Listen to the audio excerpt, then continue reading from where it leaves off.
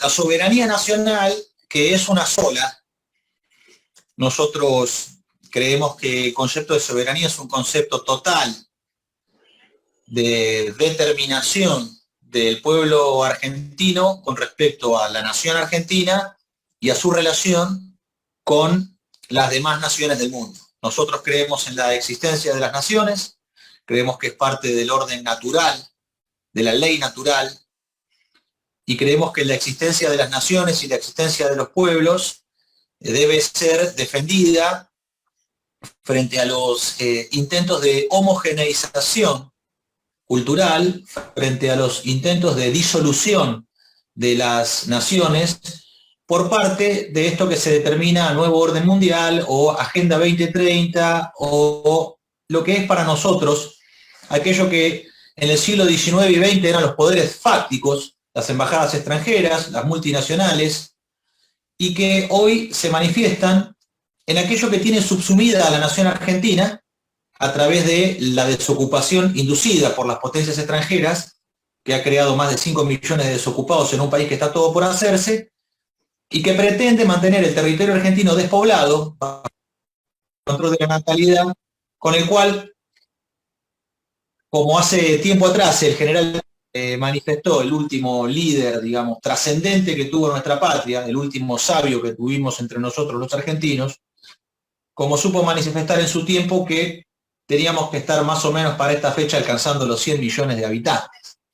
Esto es importante en lo que refiere al crecimiento de nuestro pueblo, pero además la ocupación territorial de un vasto territorio como es el argentino, donde en el caso de la Patagonia Austral, a partir del paralelo 40 hacia el sur, el 35% del territorio nacional está apenas ocupado por el 5% de los argentinos. Un tercio del territorio nacional ocupado apenas por el 5% de los argentinos. Entonces, el despoblamiento favorece los procesos de fragmentación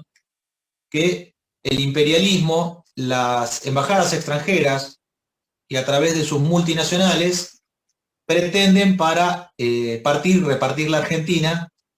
en un loteo geoestratégico donde los procesos desde el año 76 hasta el día de la fecha, casi medio siglo de fragmentación territorial y social, atentan contra la integridad territorial y la unidad de la patria argentina, la nación y el Estado. Por eso para nosotros el concepto de soberanía es un concepto total. Nosotros no hablamos de soberanía alimentaria, de soberanía marítima, de soberanía, porque no fragmentamos la soberanía en sus aspectos, sino que la soberanía integra las dimensiones de la vida de la patria en lo que es la unidad territorial que hace a la nación argentina desde su línea de frontera hacia adentro. Esto significa que la Argentina tiene que ser observada como una nación de 10.300.000 kilómetros cuadrados, donde 2.800.000 kilómetros cuadrados son el continente americano, 1 millón de continente antártico y unos 6.500.000 kilómetros cuadrados de espacio marítimo argentino. Esto indica a su vez que la extensión marítima del país está cercana al 63% del territorio nacional argentino. Somos una nación marítima, esto es requerido por la Comisión por el Límite Exterior de la Plataforma Continental, órgano de la CONMEBAR, dependiente de las Naciones Unidas, para lo cual a los países ribereños se les fue dado la presentación de su extensión territorial, para lo cual la Cancillería Argentina, en la figura de Frida Armas-Firter, realizó un trabajo verdaderamente extraordinario, trascendente, el cual alcanzamos la extensión de nuestra plataforma continental a las 350 millas marítimas. Les recuerdo a todos los presentes y no siempre es bueno repasar estos temas que hacen a la geografía, porque la geografía, según la hipótesis de nuestra candidata a gobernadora de la provincia de Buenos Aires, Romina Cortaberría, debe finalmente alcanzar su última edad como ciencia, y esto significaría que la geografía debería convertirse en geopolítica, ¿no? y que la geopolítica debe ser verdaderamente el orden de la geografía en el tiempo de vida de los argentinos para alcanzar el profundo conocimiento de nuestro territorio, pero también de nuestro pueblo. Porque definitivamente la geopolítica es la disciplina en la cual territorio y espíritu, el territorio de una nación y el espíritu de un pueblo, es aquello que es no solamente su objeto de estudio, sino para los argentinos la herramienta o el instrumento político de defensa de la misma. Estas 300 víctimas tienen una extensión de soberanía que en la medida que se aleja de la costa argentina se va diluyendo, ¿no? Primero vienen las 12 millas, que corresponde a jurisdiccionalmente a las provincias argentinas. Las 12 millas siguientes, hasta la milla 24, es la zona contigua, que depende de la nación argentina. Ahí la soberanía es total, es plena, es como si fuera tierra argentina. El mar tiene el mismo rango soberano que la tierra argentina. De las 24 millas hasta las 200 millas está la zona económica exclusiva. La zona económica exclusiva puede ser navegada por otras naciones, por supuesto que con el cumplimiento de las normas internacionales de navegación a la cual todas las naciones, todas las tripulaciones y todos los buques están sometidas, pero eso es la zona económica exclusiva en donde se puede navegar, pero solamente se pueden explotar los recursos vivos y no vivos solo por la nación argentina, o mediante los permisos que la nación argentina otorgue por parte de sus organismos y autoridades competentes. De las 200 a las 350 millas marítimas está lo que se denomina el límite exterior de la plataforma continental. Bueno, esto es el crecimiento marítimo del país. De las 200 a las 350 millas es lo que la Argentina ha crecido. Esta marítima continental tiene un centro geoestratégico. El centro geoestratégico es la Tierra del Fuego. Es el Herland, el corazón de la Argentina. En los términos de lo que comprendemos para la geopolítica, que es la necesidad de, en el territorio que es el corazón de la patria, que no es la zona núcleo sojera, como se entiende desde el pensamiento liberal económico, que se plantea que la zona núcleo argentina es, bueno, el norte de la provincia de Buenos Aires, el sur de Santa Fe, el sur de Córdoba, y que ahí se encuentra el centro del país, de acuerdo a la actividad productiva y los grandes volúmenes de exportación. Bueno, eso es una concepción liberal económica que es incorrecta, no es solamente que uno la comparta o no la comparta, sino que en términos de la geopolítica, el centro de la Argentina, el corazón de la Argentina es la Tierra del Fuego. Porque equidistante del Polo Sur y equidistante de la Quiaca y de las islas orientales, las islas Sandwich, en el extremo oriente del Atlántico Sur, equidistante a ellas, si nosotros tiráramos un arco, apoyáramos el compás con centro en Ushuaia, y abriéramos el arco del compás hacia la Quiaca, podríamos barrer y tocar el límite exterior de la plataforma continental a la altura de las Islas Sandwich y podríamos tocar incluso el Polo Sur en la Antártida Argentina. Por eso, Tierra del Fuego es fácil de observar la centralidad política que tiene en este siglo XXI y para esta Argentina marítima. ¿Qué requiere la Argentina para mantener integrada su línea de frontera con su Herland, el corazón geoestratégico de la nación? Bueno, necesita lo que en política se denomina hinterland. El hinterland es aquello que son los medios logísticos que permiten que la línea de frontera se encuentre integrada a la zona núcleo. Bueno, sobre esta concepción geopolítica es importante definir,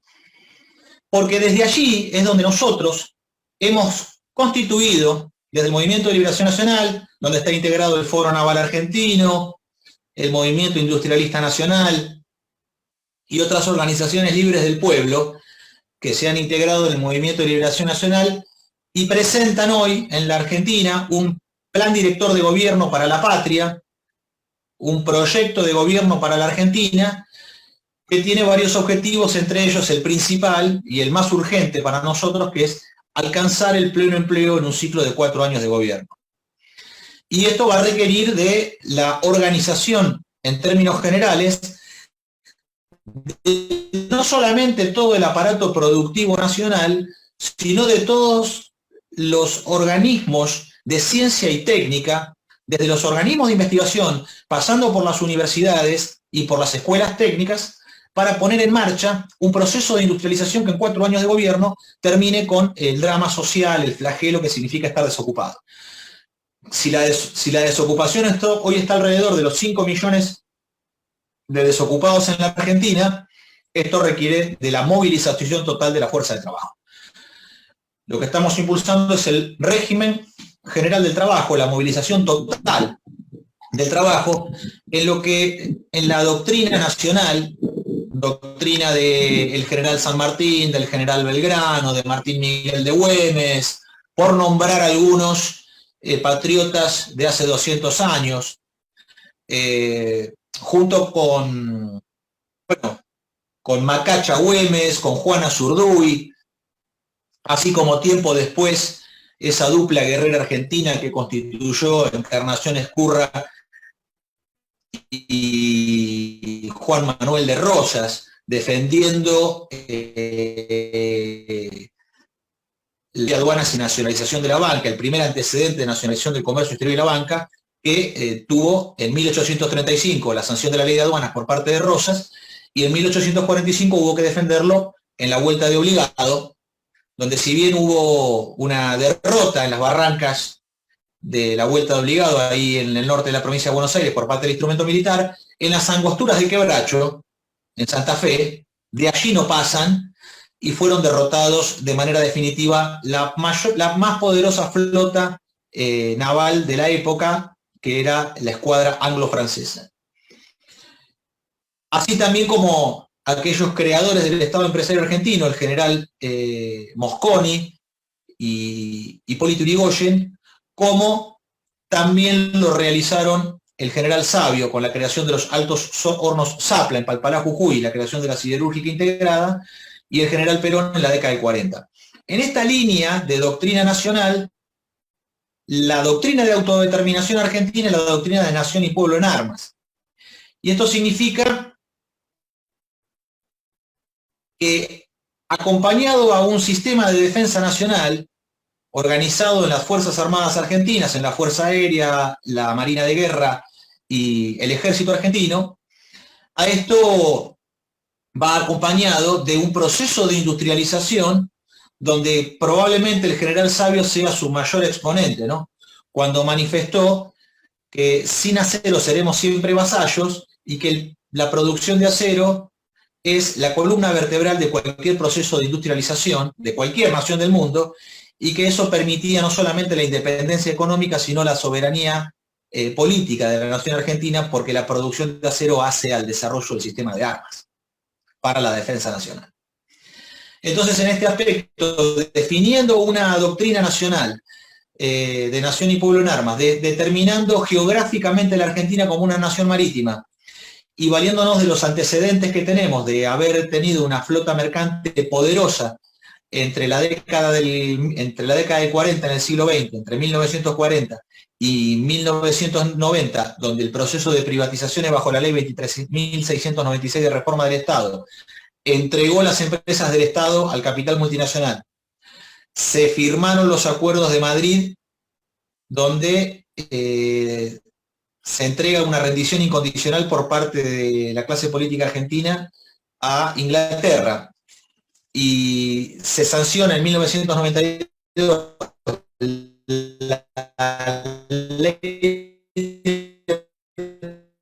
protección de inversiones inglesas, la 24.184,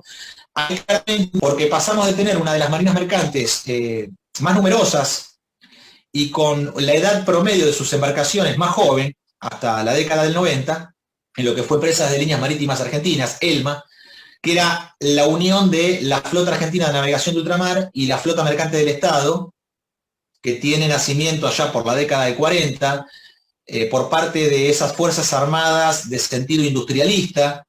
que tuvieron al general Savio y también al general Perón entre sus filas, y venían ellos de una formación industrialista que lo tenía también como figura años atrás, allá por la década del 20 y el 30, al general Mosconi, el creador de YPF, de la YPF 100% estatal. Entonces esta concepción industrialista de nuestras Fuerzas Armadas fue la que creó el plano del desarrollo del petróleo de manera autónoma, a imagen y semejanza se crearon todas las petroleras estatales de la patria grande, en Pemex en México, ANCAP en el Uruguay, Petrobras en Brasil,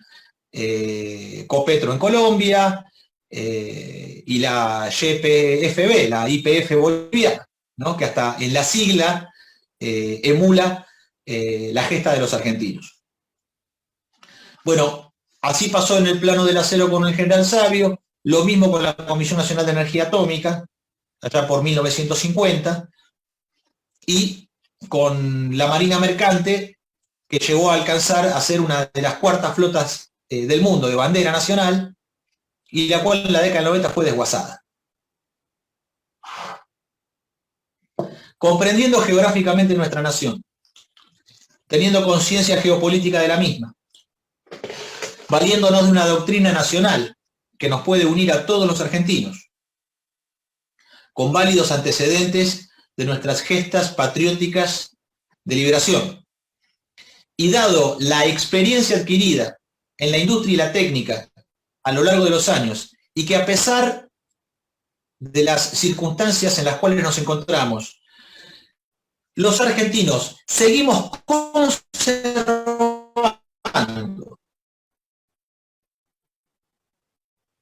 un muy alto nivel de instrucción técnica por nosotros mismos todo aquello que nos propongamos. Porque si nosotros dominamos el ciclo completo de la energía nuclear, si nosotros concebimos la energía nuclear a partir del dominio del ciclo completo del agua pesada, la fabricación de combustibles, la construcción de centrales nucleares, tanto la tecnología Canadian Deuterio de Ontario Hyde, como es la central embalse de Río Tercero en Córdoba, con tubos de calandria, como también dominamos la tecnología de recipientes presurizados, como es las centrales de Atucha en Lima, provincia de Buenos Aires. Si nosotros somos capaces de, además de haber nacionalizado aquella tecnología que es de origen extranjero, y hemos desarrollado reactores de diseño propio, como es el CAREM, con lo cual nosotros vamos a alcanzar el dominio de el tipo de reactor del futuro,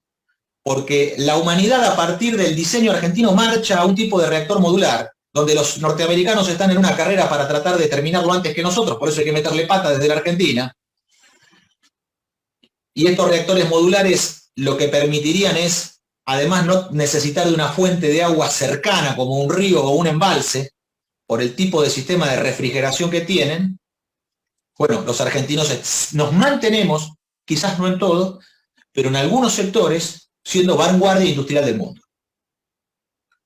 Acá me piden que repite las tecnologías. Esto es CANDU, la tecnología CANDU, que es Canadian Deuterio, que es el deuterio es el agua pesada, Ontario Hydro, de Canadá, y KWU, de Alemania, Siemens. Unas son de tubos de calandria, las otras son de recipientes a presión. Ahora, las dos las dominamos, pero además hemos tenido un diseño propio, hemos creado un tipo de reactor propio, como es el CAREM, en la fuerza imparable de la creación técnica de los argentinos. Entonces, en este sentido, fabricar buques para nosotros no es de ninguna dificultad. Fabricar aviones tampoco, fabricar material ferroviario muchísimo menos, porque es de muy baja complejidad, y fabricar todo el parque automotor que el país necesita también está a tiro, porque tenemos también los mejores mecánicos del mundo, como ser, por ejemplo, entre otros, en motorizaciones Orestes Berta, imbatible, y en carrocerías Pronelo, también imbatible. Entonces, en este aspecto, nosotros hemos desarrollado un plan naval argentino para construir una flota mercante del Estado de 175 buques aproximadamente de gran porte en el plano del comercio exterior. Esto significa 120 buques graneleros, 40 buques petroleros y 15 buques portacontenedores para el transporte de las cargas marítimas. A esto va acompañado con 2.500 barcazas para navegar la cuenca del Paraná, y esto nos permitiría a nosotros dejar de dragar el Paraná, volver a recuperar el lecho del río, navegar con barcazas de fondo plano y mover los grandes volúmenes de carga reservados solo para el transporte de barcaza de bandera nacional. Esto significaría apoderarnos de todo el tramo de la cuenca del Paraná que los belgas de Nian-de-Nul denominan hidrovía, ejercer por nosotros mismos toda esa navegación fluvial en trenes de barcaza, y a partir de allí, bueno, hay anécdotas ahí entre Flaco Traverso y Berta. Hay público fierrero. Ahora vamos a intercambiar un poco sobre eso también. Otro grande, el Flaco Traverso. Y volviendo a la navegación, y después vamos a los neumáticos, pero volviendo al agua, que es el tema del día, nosotros tendríamos que sacar a puerto oceánico todas las cargas, los grandes volúmenes de carga, para trasvasarlos a buques en puertos de aguas profundas. ¿Dónde ubicaríamos nosotros desde el Movimiento de Liberación Nacional ese puerto de aguas profundas? En la bahía de San Borombón. En la bahía de San Borombón es donde debe estar enclavado el puerto de aguas profundas, donde la Argentina tendría que realizar las cargas, el trasvasamiento de las cargas, el alige, desde barcazas hacia buques de gran porte en un puerto de aguas profundas, como es la bahía de San Borombón. No es conveniente hacerlo en el puerto de Buenos Aires. Tampoco es conveniente hacerlo en el puerto de La Plata, porque todos esos grandes volúmenes no pueden estar atravesando el ejido urbano. Y además, la concepción de la defensa, tener un enclave portuario de esas características, porque en la concepción de defensa nacional no es conveniente tener enclaves portuarios en ejidos urbanos tan poblados por una cuestión lógica de defensa con respecto a las agresiones extranjeras. Entonces, ¿quién tuvo la idea inicial del puerto en la bahía de San Borombón? Que es la desembocadura del río Salado. Bueno, justamente Juan Manuel de Rosas, aquel que ordenó la producción ganadera en las dos márgenes del Salado. Al norte y al sur del Salado, don Juan Manuel de Rosas, hace 150 años, es quien ordenó la producción de la mejor ganadería que existe en el mundo, que es la de la provincia de Buenos Aires. Y en la desembocadura del río Salado, en la bahía de San Borombón, debe estar el puerto de aguas profundas para realizar el comercio exterior de los argentinos. A esto además quiero agregar que Romina Cortaberría, nuestra candidata a gobernadora de la provincia de Buenos Aires, ha elaborado un plan director junto con el conjunto de cuadros que la acompañan en la provincia de Buenos Aires, para recuperar algunas troncales ferroviarias que serían determinantes para la reactivación total del ferrocarril de la provincia de Buenos Aires, y a partir de la recuperación total del ferrocarril de la provincia de Buenos Aires, la conexión con Buenos Aires al Pacífico en Mendoza, hacia la Patagonia Austral, hacia el norte de Garande hasta Jujuy, y la Mesopotamia hasta Misiones, Chaco y Formosa. ¿Cómo sería esto? Bueno, con una serie de redes troncales muy simples de observar. La primera es el ferrocarril Rosario Puerto Belgrano, es el que nos transporta de Santa Fe hasta Bahía Blanca, en el sur de la provincia de Buenos Aires. Entonces, en este sentido, esta troncal nos permitiría que los grandes volúmenes que hoy están confluyendo en Rosario y que ya han vuelto la circunvalar de Rosario intransitable, han colapsado el sistema vial de transporte, permitir que esas cargas que hoy se concentran en Rosario y que tienen a los transportistas de camiones, a los choferes, esperando una semana, 10 o 15 días, haciendo fila, esperando a la vera de la ruta, en la inseguridad que eso significa, en las condiciones de higiene que eso significa, en la mala alimentación para esos trabajadores, ese ferrocarril Rosario-Puerto Belgrano lo que permitiría es bajar los grandes volúmenes de carga hacia puerto de aguas profundas natural como es Bahía. Y a su vez también, a partir de allí, proyectarnos cruzando el río Colorado y el río Negro hacia la provincia de Chubut, hacia el puerto de Puerto Madryn, donde tenemos aguas profundas naturales, y abrir a partir de allí, del dominio de las cargas, de los grandes volúmenes de cargas, abrir un frente atlántico potente, donde la propia actividad logística es la que alimenta la población de la Patagonia Austral. Con el sistema de puertos de San Antonio Este, donde está la descarga de la fruta del Alto Valle y el Valle Medio de Río Negro, la pera, la manzana, la cereza, el arándano, bueno, la pera, la manzana y la fruta fina, que es de la mejor del mundo y es muy codiciada en los mercados internacionales, y el sistema portuario que se encuentra en Bahía Blanca con Punta Alta, Puerto Belgrano, Ingeniero White, etc. La otra troncal es la circunvalar atlántica, que es la unión de los ferrocarriles Sarmiento y San Martín, que atraviesan el norte de la provincia de Buenos Aires y pasan por San Nicolás, Junín,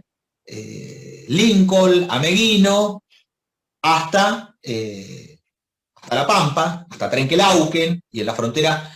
hacia el oeste, La Pampa, y hacia el norte, Huinca-Renancó, en Córdoba, y nos permitiría desde Huinca-Renancó absorber la descarga de Río Cuarto, Río Tercero, los grandes volúmenes también de producción, y que se conecta a través del ferrocarril Roca, que va hacia el sur, que es el que hace desde Constitución hasta Mar del Plata, uniendo con Necochea, tramo que fue cortado adrede, para mantener al puerto de Quequén, en Necochea, desconectado de la vía férrea. Este es el plan Larkin, que sigue vigente, aquel plan de Frondizi y el general Thomas Larkin del Pentágono norteamericano en la década del 60, que empezó con el desguace y la destrucción ferroviaria, que se terminó completando 30 años después, en 1990. Entonces, esta circunvalar conectaría el norte de la provincia de Buenos Aires y tanto Rosario como el sur de Córdoba y La Pampa, el sur de la Meridiano Quinto, que sale desde el astillero Río Santiago, astilleros y fábricas navales del Estado, se conecta con Fanazul, al centro de la provincia de Buenos Aires, en el partido de Azul, donde está Azul y Olavarría, grandes centros mineros, de caleras, donde podemos abastecer a toda la Argentina de Portland, y baja diagonalmente hasta la base Belgrano, donde está el mayor asiento de la Armada. Esa diagonal es la diagonal de soberanía naval del país, porque está el astillero Río Santiago, que junto con Fanazul en el centro de la provincia se integran como astilleros y fábricas navales del Estado, creados ambos por Juan Perón en 1953, y hacia el sur con la base Puerto Belgrano, el mayor asiento de la Armada. Esa diagonal es la diagonal naval de defensa, porque Fanazul es el cargador del Atlántico Sur. Los que cerraron Fanazul atentan contra la soberanía marítima de la Argentina. Los que cierran Fanazul y los que no abren Fanazul de vuelta atentan contra la soberanía marítima de la Argentina, porque Fanazul es el cargador, es el que produce pólvora blanca, pólvora negra, TNT para artillería antiaérea, bombas, cargas de profundidad para la lucha antisubmarina, impulsores para misiles. Bueno, ese es el rol que tiene Fanazul como fábrica naval de explosivos, que tiene que alimentar justamente aquellos barcos de guerra producidos por Astillero Río Santiago, como es el T-42 Santísima Trinidad,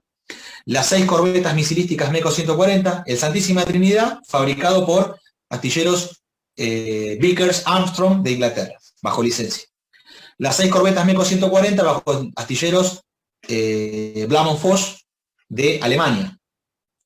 Al igual que el buque de desembarco de tropas Cabo San Antonio, de astilleros Filadelfia de Estados Unidos. Hemos traducido tecnología inglesa, alemana y norteamericana en la construcción de embarcaciones de guerra. Quiere decir que la industria naval argentina estuvo al máximo nivel internacional de construcciones. Lo que necesitamos son las órdenes de compra desde el Estado empresario argentino para impulsar un plan naval que nos permita a los argentinos recuperar una marina mercante fabricada en astilleros nacionales. Entonces esto lo vamos a realizar de esta manera. Tenemos 4 proyectos de ley con estado parlamentario en este momento. Estos 4 proyectos de ley hace décadas que los venimos presentando.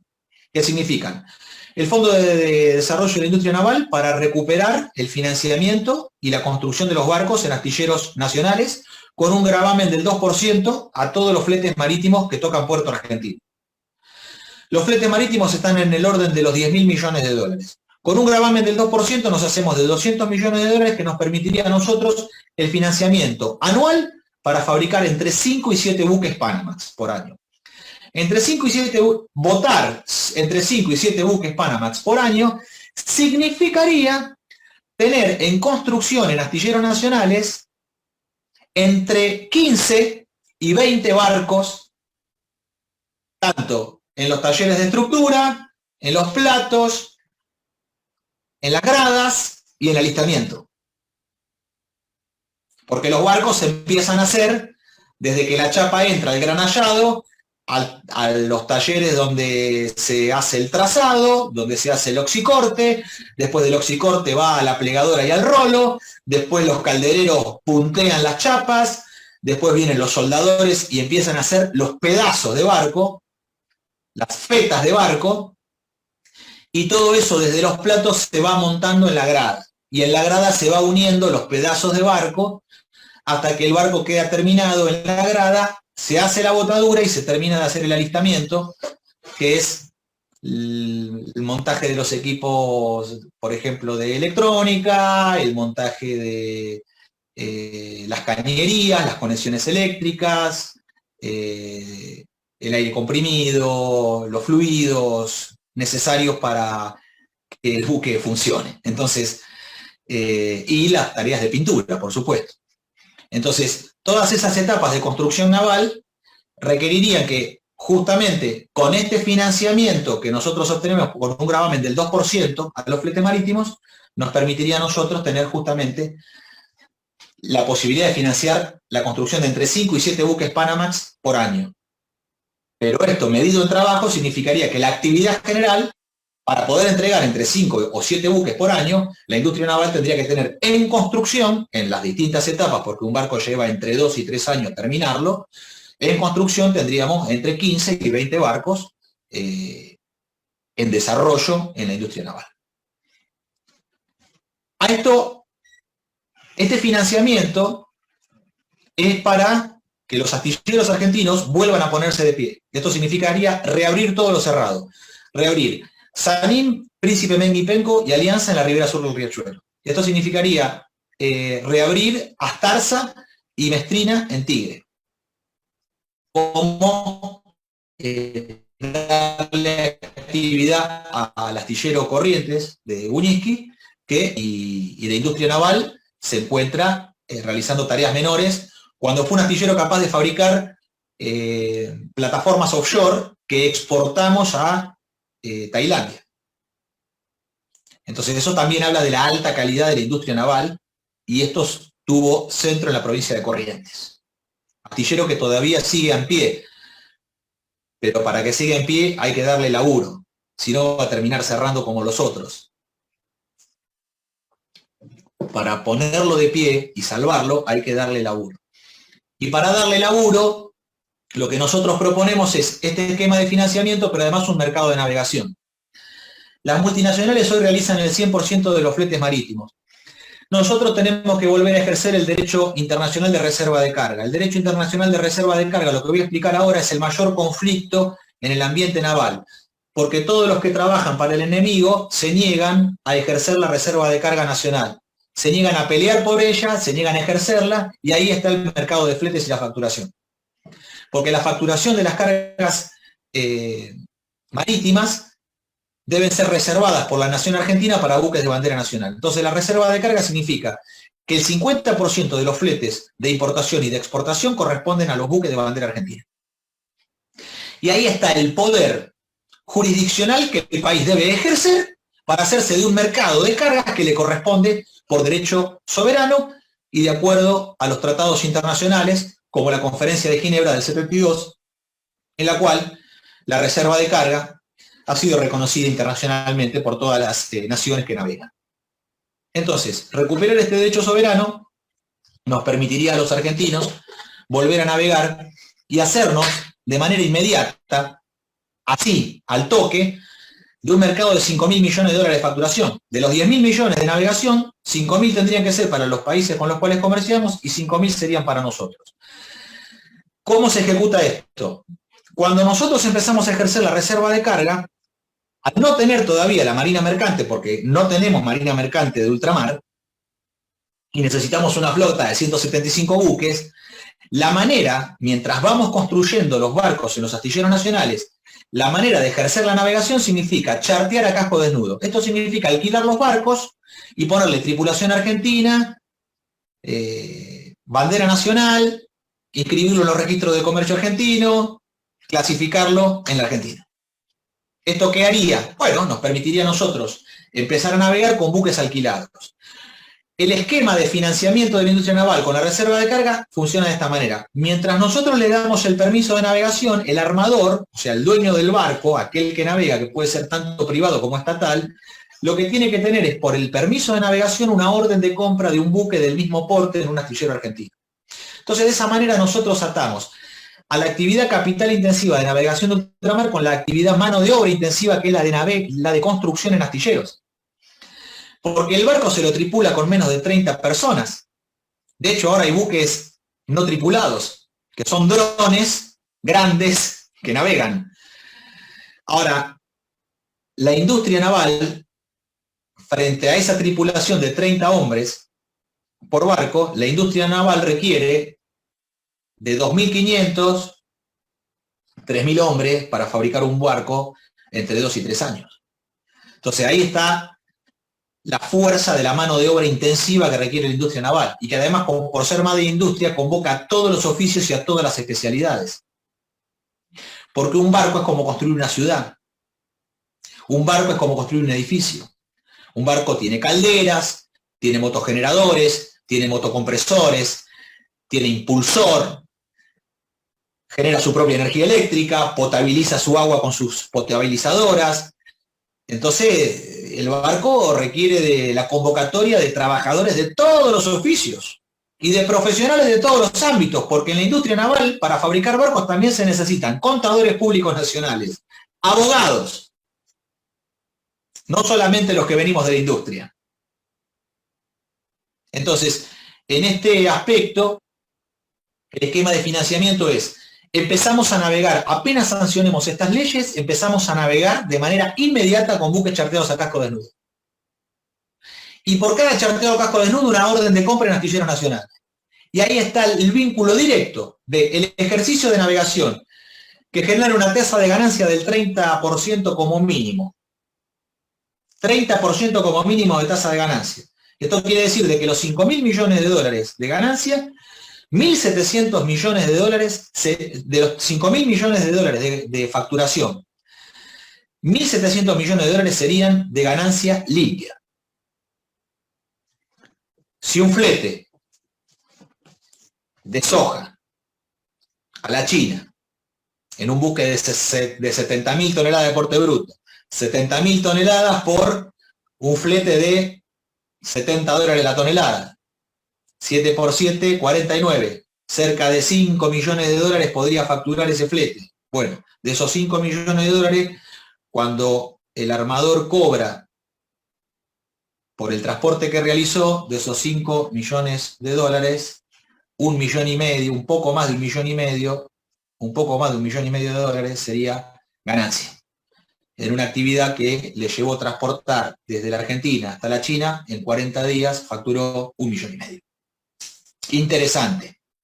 Todo esto está en manos de las multinacionales, que no son obras de caridad internacional, no son ni la Cruz Roja, ni el Ejército de Salvación, ni Cáritas Internacional. Son emprendimientos económicos que facturan y que defienden, incluso con las armas, la actividad. Por eso hay que fortalecerse marítimamente y en la defensa nacional, y esto requiere de la conjunción de dos elementos. La actividad comercial de la navegación de ultramar, que es la que financia la construcción de la defensa nacional en el mar con la flota de guerra. Y esa flota de guerra es aquella que defiende los intereses marítimos y navales de la nación en el propio ejercicio de la soberanía del Atlántico Sur. El tercer proyecto de ley es la creación de la empresa de líneas multimodales argentina del siglo XXI.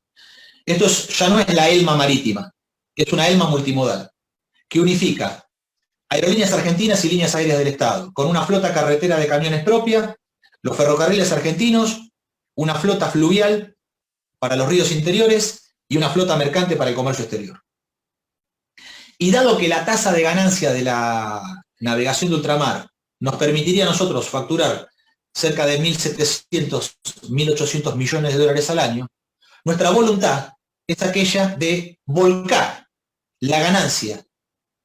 de la actividad de navegación de ultramar, del flete marítimo, volcarla a la inversión para reconstruir el sistema ferroviario de toda la patria argentina. Esto es todo el norte grande, que significa las provincias de La Rioja, Catamarca, Salta, Tucumán, Jujuy, Santiago del Estero, Formosa, El Chaco, Corrientes, Misiones y el norte de Santa Fe, las 10 provincias del norte grande que fueron aisladas y sus economías regionales deprimidas con la destrucción y desguace ferroviario, volver a reactivar la producción, la integración territorial y a partir de allí marchar con 2 trazas hacia el sur. Porque la propia actividad económica del transporte va a generar la prosperidad necesaria para que, valiéndonos de los Altos Hornos Zaple, Palpalá, Jujuy, empecemos a colar, con la colada continua de riel ferroviario, todo el riel ferroviario que necesitamos para la traza del Ferrocarril Federal Andino, para que una los Altos Hornos Zaple, Palpalá, Jujuy con el carbonífero fiscal de Río Turbio, a lo largo de 5.000 kilómetros pegado a la cordillera de los Andes, al pie del Ande, en la traza de la Ruta 40. Estos 5.000 kilómetros de vía son en realidad 10.000, porque necesitamos 2 rieles para la vía. Esto significaría que necesitaríamos a 50 kilos promedio el kilo de riel, nos daría cerca de 500.000 de toneladas de acero. 500.000 toneladas de acero. Altos Hornos Zapla, hasta la década del 70, llegó a producir 250.000 toneladas de acero, 125.000 de acero eléctrico y 125.000 de acero de rabio, ¿no? De alto horno. Entonces, con 2 años de la producción que tuvo Altos Hornos Zapla en la década del 70, nosotros podríamos tener todo el riel ferroviario necesario para el Ferrocarril Federal Andino, acompañado con una línea férrea que una desde el puerto de Viedma, en Río Negro, con esto que yo explicaba en la provincia de Buenos Aires, vinculado a la recuperación ferroviaria de las trazas estratégicas de Buenos Aires, nos permitiría bajar hacia la Patagonia Austral, pasando por Viedma, San Antonio Oeste, Puerto Madryn en Chubut, Comodoro Rivadavia, cruzar hacia Santa Cruz hasta llegar hasta Río Gallegos, y de Río Gallegos, en Puerto Punta Loyola, unir el Puerto Punta Loyola, que pertenece a yacimientos carboníferos fiscales, con el yacimiento carbonífero fiscal de Río Turbio, pegado al Ande, al extremo sur occidental de Santa Cruz, en el ferrocarril industrial Eva Perón, que ya existe y que operó durante décadas sacando el carbón del Turbio hacia el frente atlántico. Esto nos daría el ferrocarril andino, el ferrocarril atlántico y la unión con el ferrocarril industrial de yacimientos carboníferos fiscales, un perímetro ferroviario de integración nacional, que sería algo así como un triángulo argentino de integración en nuestra Argentina continental. Esto se financia con 8 años de actividad del flete, de recaudación de la ganancia del flete marítimo internacional. Nosotros con 8 años de facturación, no más de 8 años de facturación del flete marítimo de una marina mercante de bandera nacional, con su tasa de ganancia podríamos realizar la inversión necesaria para las obras ferroviarias que acabo de describir y tener un sistema replicante de transporte, un sistema logístico replicante en la concepción logística de defensa, porque la logística es redundante, porque necesita valerse de todos los medios necesarios para sobrevivir. Entonces tendríamos transporte ferroviario, transporte carretero y también transporte marítimo en el frente atlántico con un cabotaje nacional que llegue hasta Ushuaia. Este es el esquema de transporte y de logística basado en la hipótesis de conflicto con la cual comencé esta exposición, determinando la posición geopolítica de la Argentina y que en la logística está el dominio de la defensa nacional porque la logística es determinante, incluso a veces más que la propia producción. Por supuesto que la producción produce y crea los bienes o presta servicios. Pero sin logística, los bienes, si no son transportados, no llegan a su consumidor, no llegan a su destinatario. Lo que se produce en la fábrica tiene que ser transportado para que el pueblo lo pueda adquirir. Lo que se produce en el campo tiene que ser transportado para que el pueblo lo pueda también consumir. Entonces, la logística se vuelve determinante. Y la Argentina, para poder ponerse de pie, necesita recuperar su sistema logístico, para recuperar la integración territorial, para reactivar sus economías regionales, para proteger la frontera y a partir de allí instalar en toda la Patagonia Austral los enclaves industriales que venimos proyectando a través del Movimiento Industrialista Nacional, Organización Libre del Pueblo que integra el Movimiento de Liberación Nacional, con un plan de pleno empleo para que en 4 años de gobierno los argentinos podamos declarar a la Argentina libre de desocupados. Y estos enclaves industriales, bueno, son objeto de probablemente otra charla, otra conversación con los queridos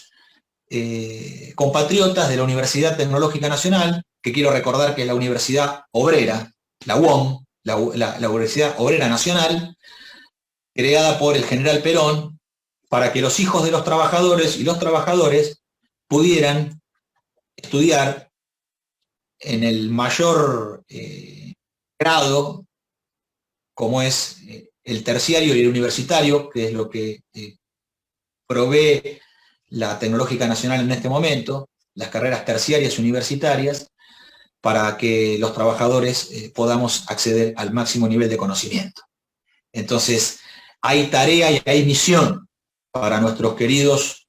estudiantes de la UOM y para todos los profesionales argentinos. Vamos a requerir de todos ellos y además vamos a requerir que todos ellos, además de la jornada de trabajo en la producción, nos den algunas horas más de su tiempo para preparar a los jóvenes que tienen que sumarse también a la tarea, porque no nos van a alcanzar los profesionales argentinos para todo el laburo que tenemos por delante. Pero este laburo tiene que estar organizado políticamente, tener escindida la técnica de la política. En perfil técnico se mantienen separados de los que tienen perfil político. Lo que necesitamos es unir a ambos, a todos los argentinos, con una unidad de concepción política y con una unidad de ejecución técnica. La unidad de conducción política permite la unidad de ejecución técnica de las tareas. Definiendo una política soberana, una política industrial y una política económica, nosotros podemos tener un campo de ejecución técnica de acuerdo a las prioridades nacionales que permita que todos los argentinos tengan trabajo, que todos los argentinos tengan misión y que todos los argentinos tengan salario. Salarios industriales que nosotros tenemos calculados de acuerdo al comercio exterior argentino en un promedio de $1.200 por mes. Bueno,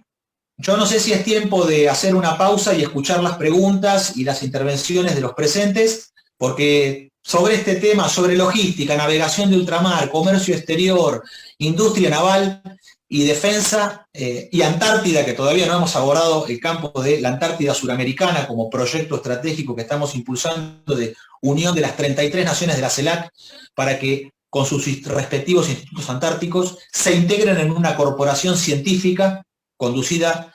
por la Argentina y permitiendo la ocupación e investigación de manera conjunta con nuestros hermanos en el continente, para tener verdaderamente un campo de integración continental para marchar hacia el continentalismo